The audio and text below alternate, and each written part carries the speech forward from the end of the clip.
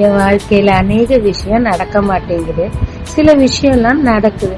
நானும் கர்த்தரை தானே துதிச்சிட்டு இருக்கிறேன். கர்த்தர் நல்லவரா இல்லையா என்ற குழப்பத்தில் இருக்கும் ஆத்மாவை என்று கர்த்தர் உங்களுக்கு சொல்லுவது, தமக்கு காத்திருக்கிறவர்களுக்கும் தம்மை தேடுகிற ஆத்மாவுக்கும் கர்த்தர் நல்லவர். புலம்பல் 3:25. கர்த்தர் நல்லவரா இல்லையா என்ற குழப்பம் சாராளுக்கும் ஆபிரகாமுக்குமே இருந்தது. உனக்கு ஒரு குழந்தை பிறக்கும் என்று கர்த்தர் சொன்ன போது 2 பேருமே நகைத்தார்கள். ஆபிரகாம் ஒரு படி மேலே போய் இருக்கிறவனை ஆசீர்வதியும் என்று கேட்டார். ஆனால் சாராளுக்கு சொன்ன தேவன் 10ஆம் மாதத்திலேயே அவர் நல்லவர் என்பதை சாராளுக்கு நிரூபித்தார். ஆம், 25 ஆண்டுகள் காத்திருந்த வாக்குத்தத்தம் அன்று நிறைவேறியது. ஏனென்றால் கர்த்தருக்கு காத்திருந்தனர், அவரை தேடினர். குழம்பினாலும் தேவன் அதை நினைத்து அவர்களை ஆசீர்வதித்து தான் நல்லவர் என்பதை நிரூபித்தார்.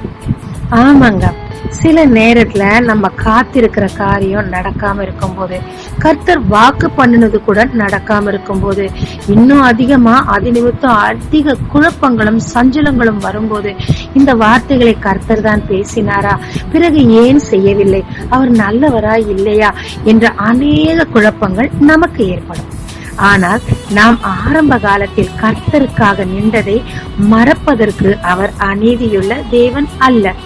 ஏற்ற காலம் வரும்போது தொடர்ச்சியாய் அவருக்காக காத்திருந்து அவரை மட்டுமே நாம் தேடும் போது, அவருக்குரிய நாளில் நம் ஆத்மாவுக்கு அவர் நல்லவர் என்பதை நிச்சயமாய் நிரூபிப்பாருங்க. அன்னாளுக்கு நிரூபித்தார், அநேகருக்கு அதை நிரூபித்தார், யோசேப்புக்கு நிரூபித்தார், உங்களுக்கும் நிரூபிப்பார். உங்களுக்கு கொடுத்த வாக்கு தத்தங்கள் ஒன்று கூட கீழே விழப்போவதில்லைங்க. ஆனா நாம செய்ய வேண்டிய ஒரு காரியம் இருக்குதுங்க.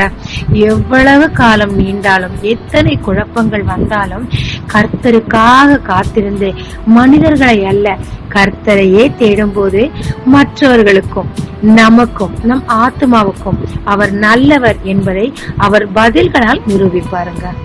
ஜெபிக்கலாமாங்க. தேவரீர், காத்திருந்து சோர்ந்து போனேன். எனக்குள்ளாக அதிக குழப்பமும் சந்தேகமும் வந்துருச்சாண்டவரே. ஆனாலும் நீர் நல்லவர், என்னை புரிந்து கொள்ளுகிறவர். நீர் என்னிடத்தில் பொறுமையாயிருந்ததற்காக நன்றி. இன்னும் தொடர்ந்து உமக்கு காத்திருக்க, உம்மை மட்டும் தேட, உம்மிடத்திலிருந்து நன்மை பெற்றுக்கொள்ள எனக்கு கிருபை தாரும். இயேசு மூலம் பிதாவே, ஆமென். இயேசு கிறிஸ்துவின் நாமத்தில் இந்த நாளில் உங்களை ஆசீர்வதிக்கும் ஜீசஸ் விஷன்.